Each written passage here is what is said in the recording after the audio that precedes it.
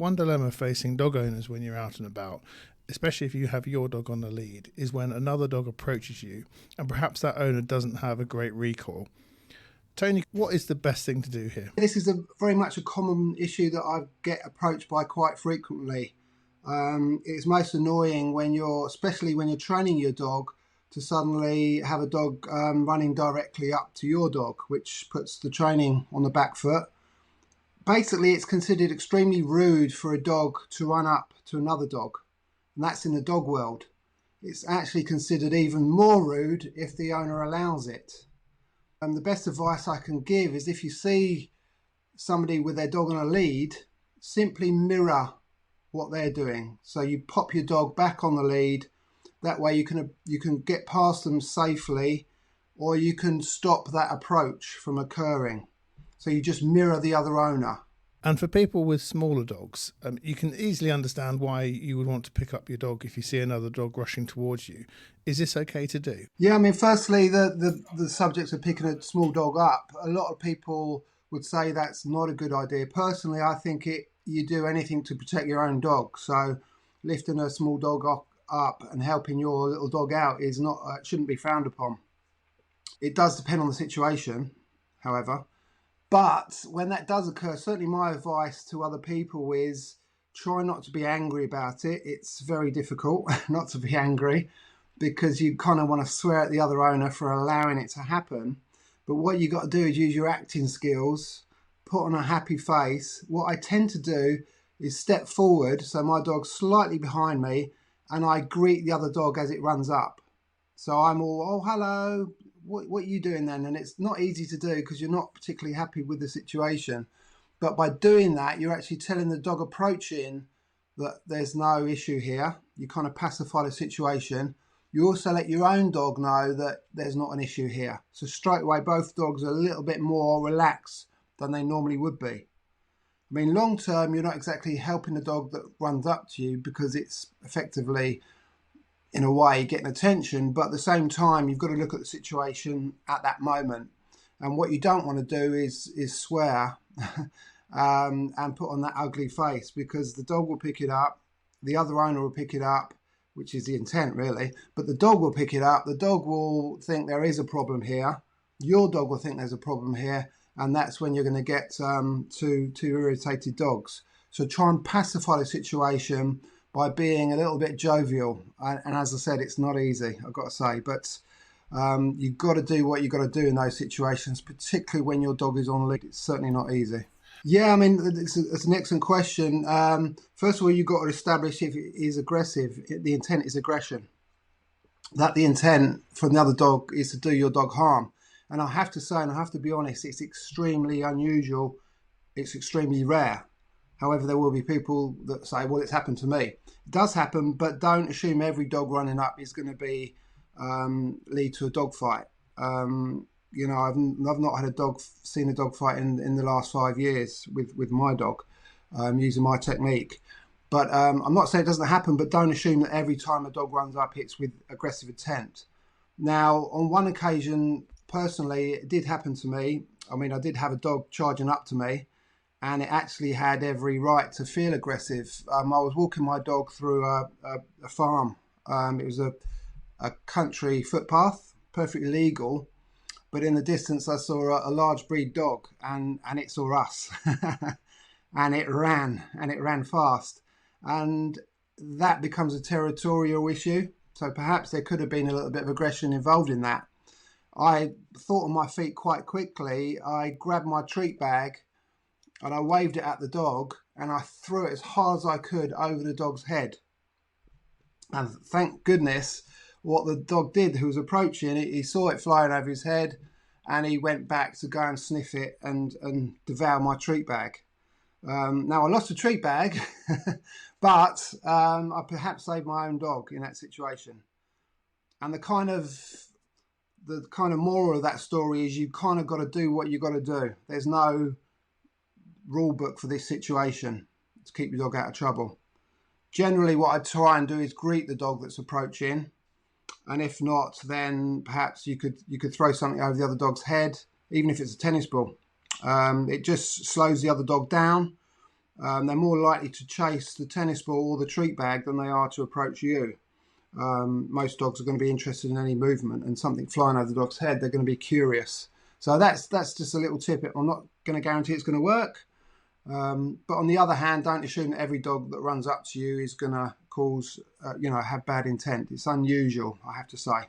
And of course, if you would hope, if you did have a dog like that, one that is a bit feisty with other dogs, that you would, of course, have them on the lead at all times. Yeah, precisely. Most people that take their dogs out in a park or in a field have been doing it day in, day out. So by that very nature, the dogs become a little bit more social.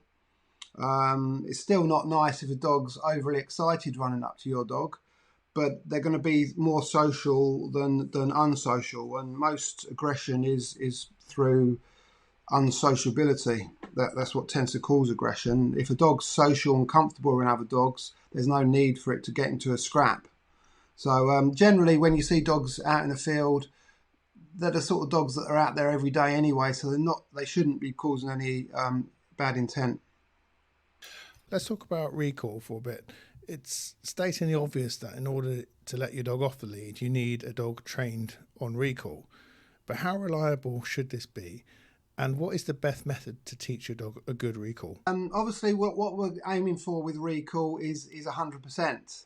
However, I've got to be honest, nobody on this planet is going to be able to call their dog back 100 times out of 100 times.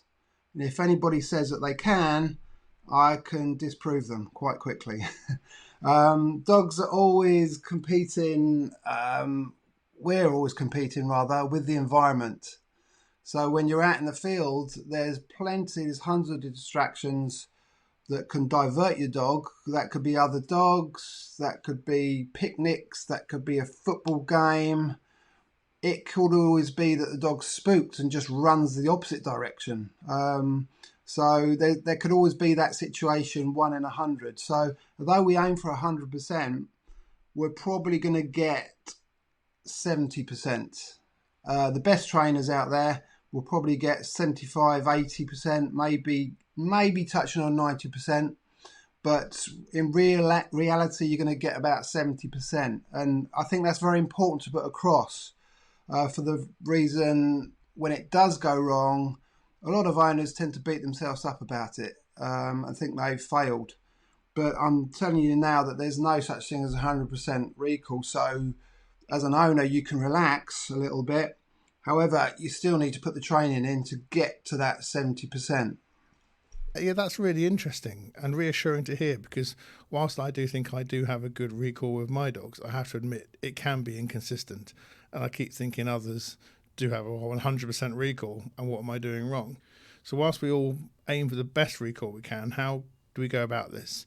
And assumingly this starts off at home, and also just training differ from puppies or older dogs? First of all, I think what we've got to do really is define what a recall is. I mean, to us, it means the dog coming back to us and generally clipping the lead on. However, we don't want that to be the same meaning for the dog, because if the dog knows that every time he comes back, the lead's going to come out and you're effectively going to go home, there's less reason for him to come back. So for the dog, the recall's got to mean basically check in with my owner. If I come back to my owner, I'll probably get a treat and then I get to go off again.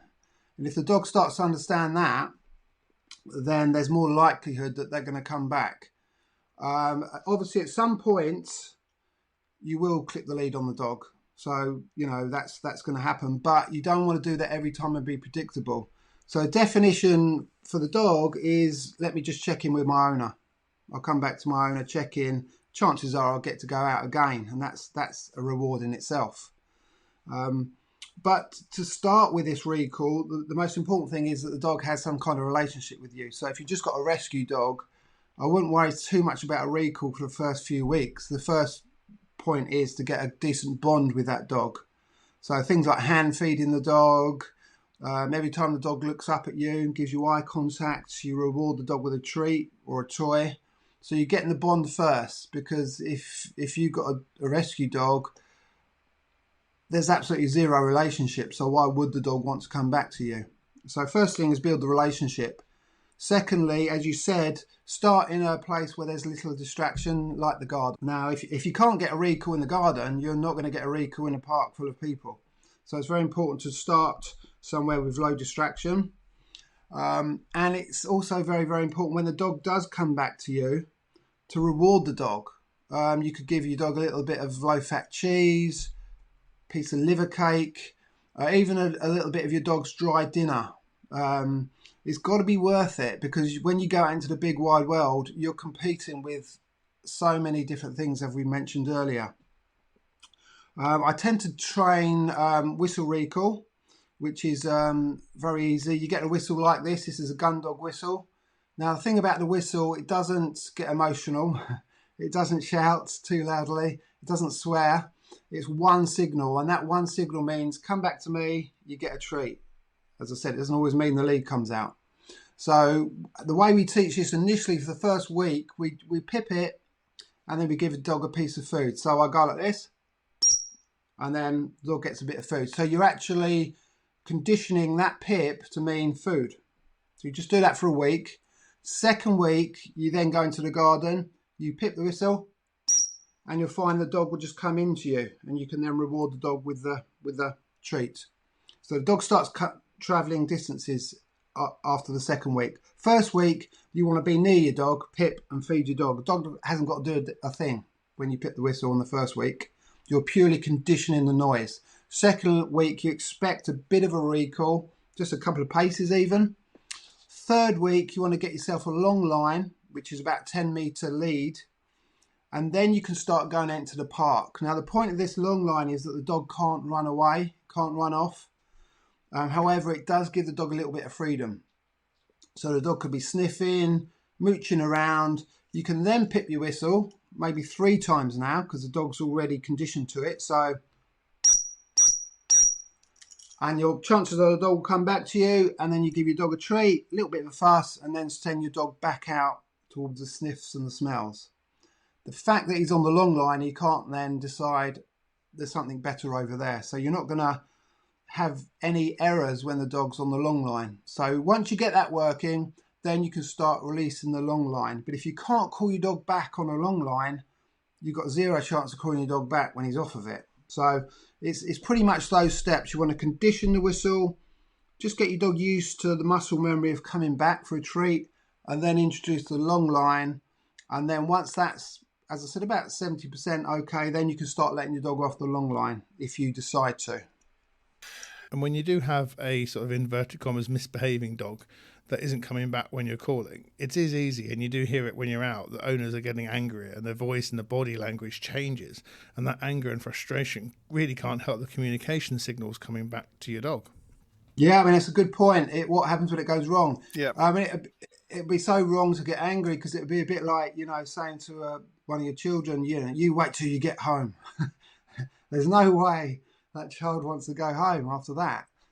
So by getting angry and putting on what some people say is the ugly face, is just a deterrent to your dog. So again, you've got to employ your acting skills. And as I said, no recalls 100%. So on some occasions, you're just going to go and have to go and collect your dog. And the way to do it, again, is not to march up military style and grab your dog and go home. It's to be kind of casual about it and put it down to just a bad recall, and they do happen. So it's to approach your dog in a calm way, neither happy over the moon or angry. You're very passive.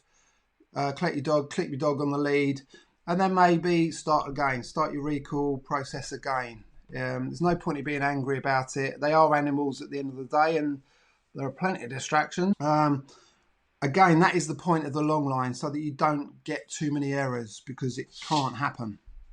You mentioned their long leads.